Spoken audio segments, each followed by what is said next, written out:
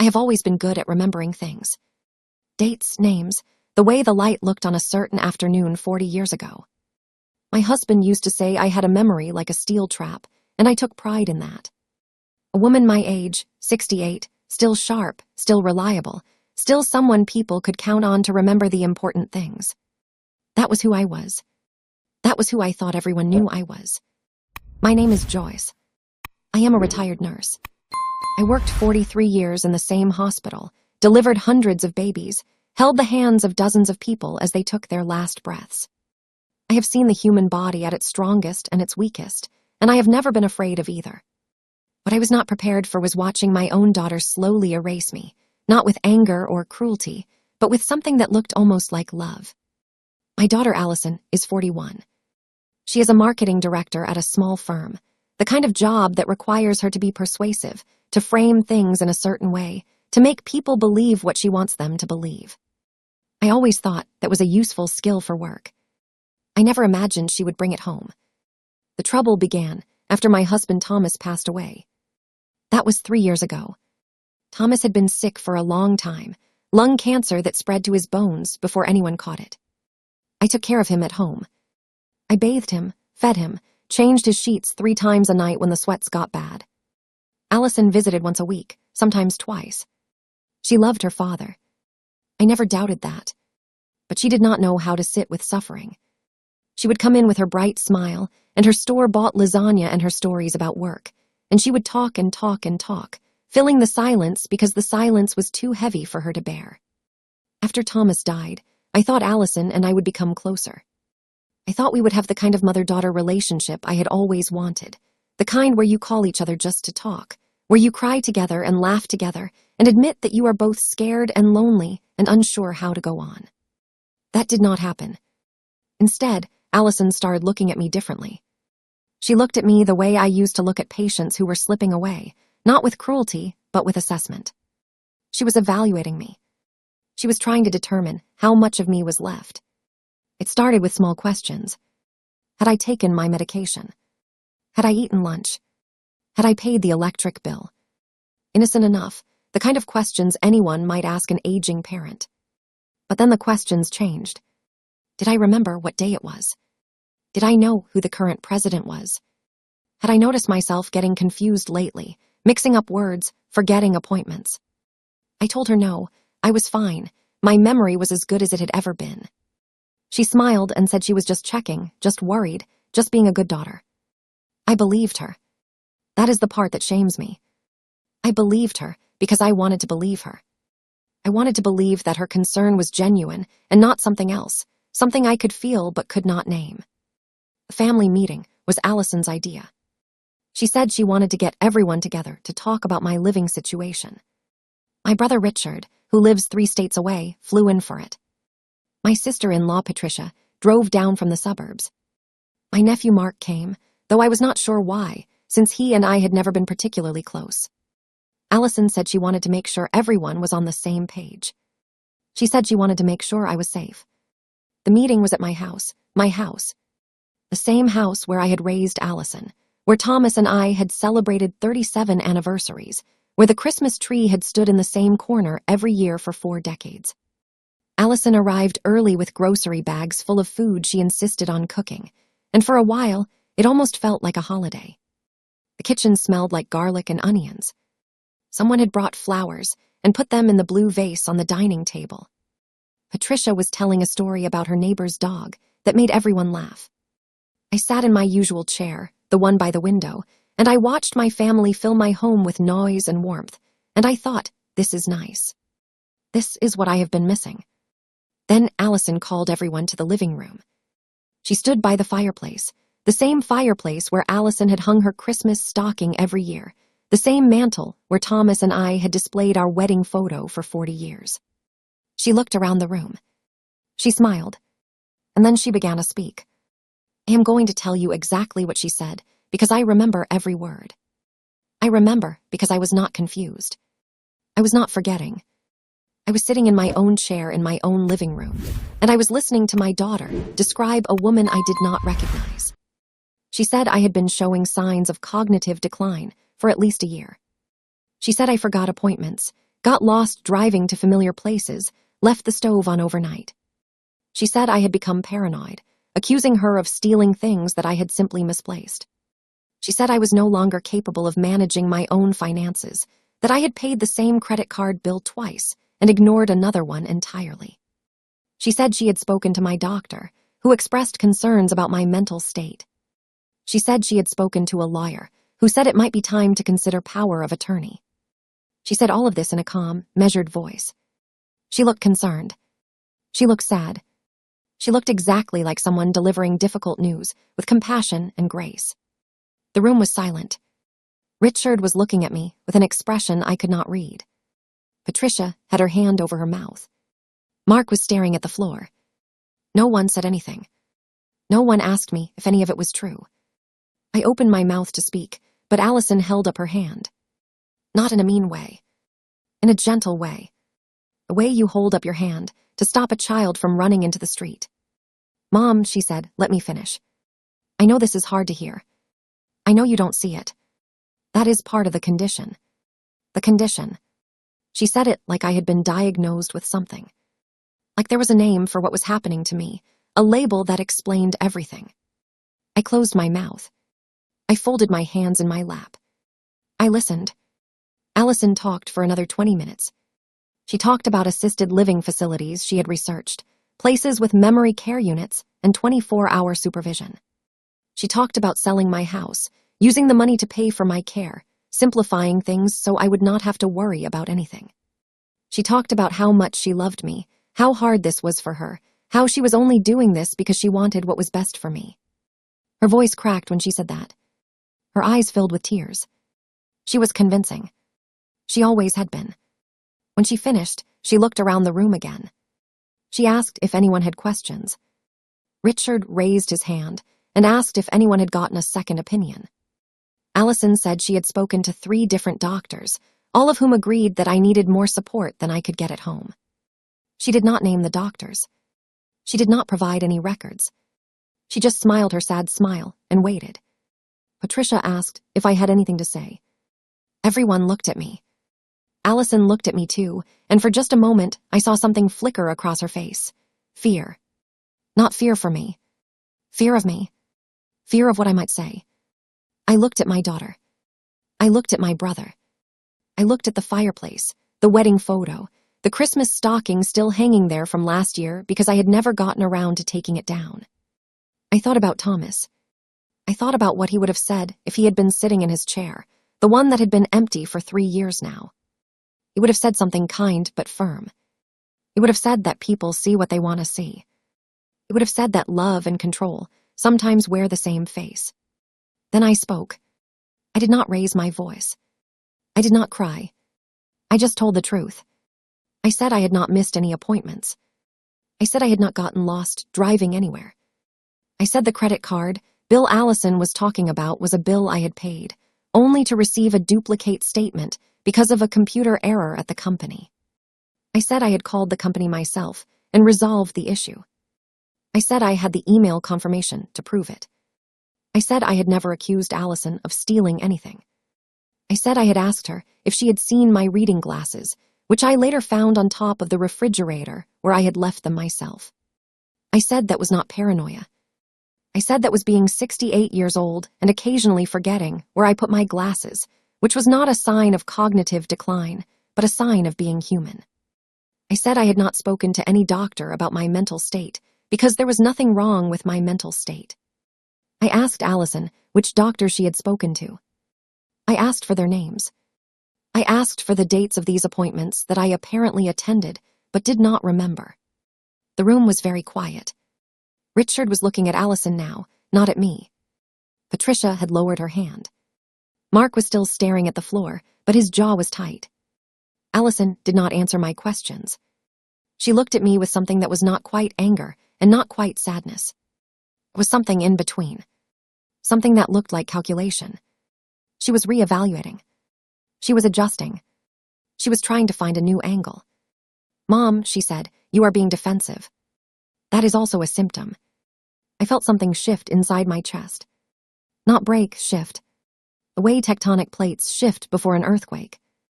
I had spent 41 years protecting this woman. I had cleaned her scraped knees and stayed up with her through fevers and driven her to college and helped her buy her first car and stood beside her at her wedding and held her first baby in my arms. I had done all of that. And she was sitting in my living room, in front of my family, telling me that my memory was failing, that my mind was slipping, that I could not be trusted to know my own reality. I looked at her and I said, Allison, I am not confused. I am not paranoid. I am not losing my mind. I am sitting in my own house, in my own chair, and I remember every single thing you have said tonight. I remember every single thing you have said for the past year. I remember because I have been paying attention. The question is, have you? She did not answer. She looked down at her hands. Her fingers were twisting her wedding ring, round and round, the way she used to twist her hair when she was a little girl, and she had done something she knew was wrong. Richard spoke then. He asked Allison why she had called this meeting. What exactly was she hoping to accomplish? He did not say it meanly. He said it quietly, the way someone asks a question when they already know the answer but want to hear it out loud. Allison said she was trying to help. She said she was worried about me. She said she did not want to see me end up like Grandma Helen, who had spent her last 3 years in a nursing home, confused and frightened, not recognizing anyone. She said she was trying to prevent that. She said she was trying to be a good daughter. I knew then what this was really about. It was not about my memory. It was not about my safety. It was about control. Allison had spent her whole life managing things, organizing things, making sure everything was in its proper place. And I was not in my proper place. I was still in my house. I was still independent. I was still making my own decisions. I was still a reminder that she was not in charge of everything. Not yet. I also knew, sitting in that chair, that Allison was not a villain. She was not trying to steal my money or lock me away in a facility and forget about me. She was afraid. She was afraid of losing me the way she had lost her father. She was afraid of watching me decline, of being helpless, of not knowing what to do. And because she was afraid, she had decided to take control. She had decided to write a story where I was the one who was confused, because that story was easier than the truth. The truth was that she was the one who was confused. She was confused about how to love someone who was getting older. She was confused about how to sit with uncertainty. She was confused about the difference between helping and controlling. The meeting ended without any resolution. Richard said he wanted to talk to me alone. Patricia said she needed to use the bathroom. Mark said he had a phone call to make. Allison stood by the fireplace for a long moment, looking at the wedding photo, her back to everyone. Then she walked into the kitchen and started washing dishes. The water ran for a long time. I could hear the clink of plates, the scrape of a sponge. She was not washing dishes. She was trying not to cry. Richard sat down across from me. He is 5 years older than me, retired from the postal service, a man who has never said an unkind word about anyone in his entire life. He took my hand and he asked me if I was okay. I said I was fine.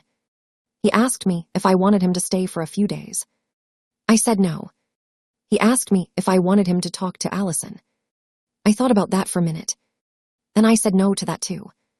This is between her and me, I said. You can't fix it. No one can fix it. It is just something we have to live through. Richard looked at me.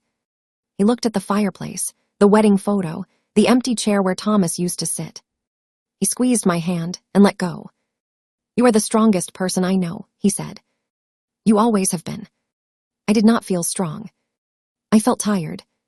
I felt the way I used to feel after a 12-hour shift in the emergency room, bone-tired and soul-tired, the kind of tired that sleep cannot fix. But I nodded, and I thanked him, and I watched him walk out of the living room, and then I was alone. The house emptied out over the next hour. Patricia hugged me goodbye and said she would call. Mark shook my hand and said it was good to see me, which was a lie but a kind one. Richard kissed my forehead and said he loved me and he would be home if I needed anything. Then they were all gone, and it was just me and Allison, and the sound of the television in the other room playing a show neither of us was watching. Allison came out of the kitchen. She had dried her hands on a towel and was holding it twisted in her fists.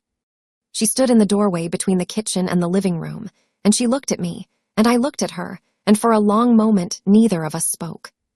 Then she said, "I am not trying to hurt you." I said, "I know." She said, "I am just so scared." I said, "I know that too." She sat down on the couch. Not close to me. Across the room, by the window, where the late afternoon light was falling across the carpet in stripes. She sat there with the dish towel still twisted in her hands, and she stared at the floor, and she talked. She talked about watching her father die. She talked about how helpless she felt, how she could not fix it, how she could not make it better no matter how hard she tried. She talked about how she had promised herself she would never feel that way again. She talked about how she had started researching assisted living facilities months ago, not because she wanted to put me in one, but because she wanted to be prepared.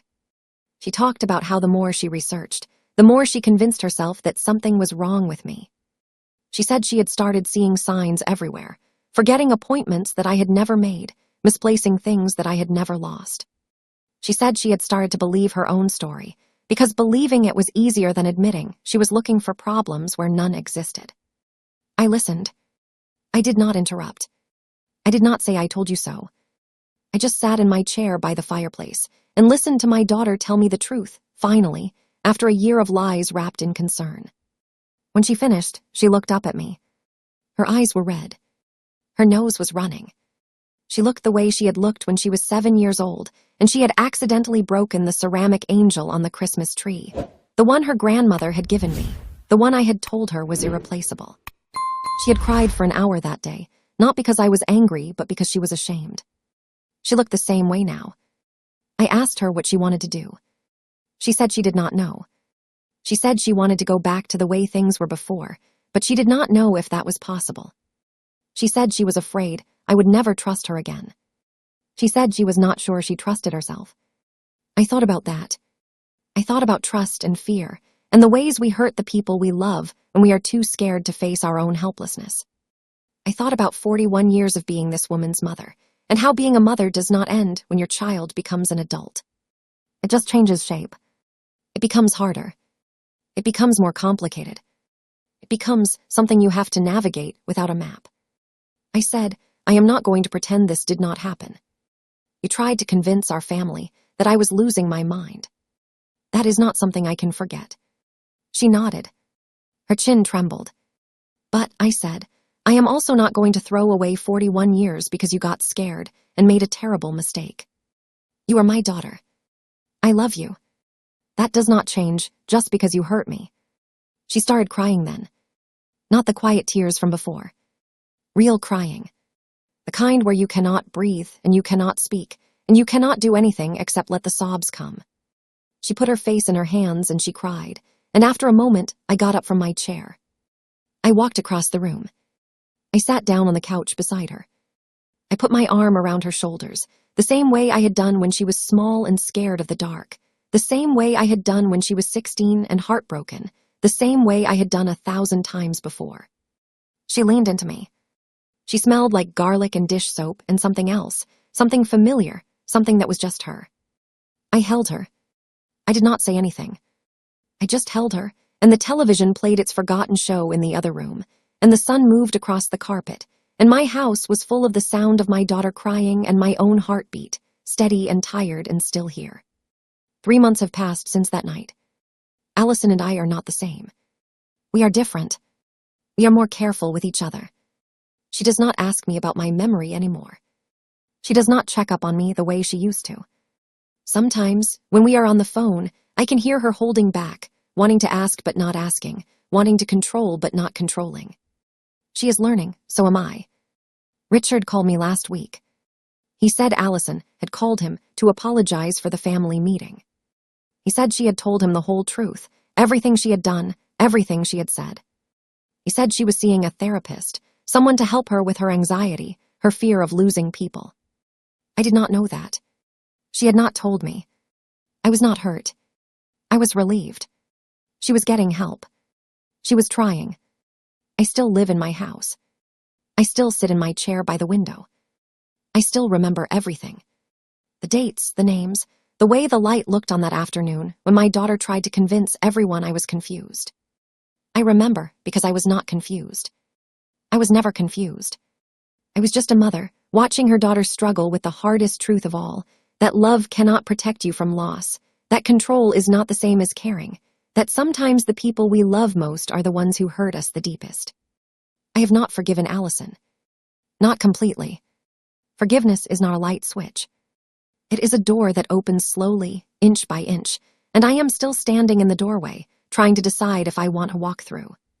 But I have not closed the door either. I have left it open. That is the best I can do. Tonight, I am making tea.